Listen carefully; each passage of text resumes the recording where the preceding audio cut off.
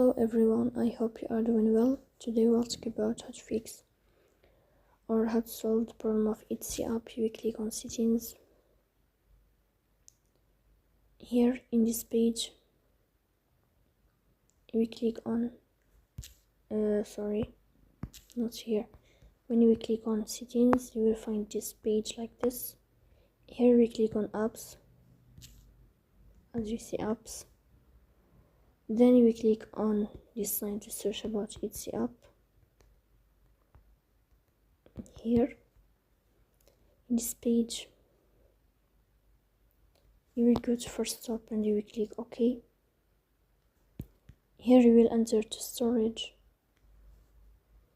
Then you will click on clear cache. In the end, you will turn off your phone and you will restart your phone again. So please don't forget to press the bell icon.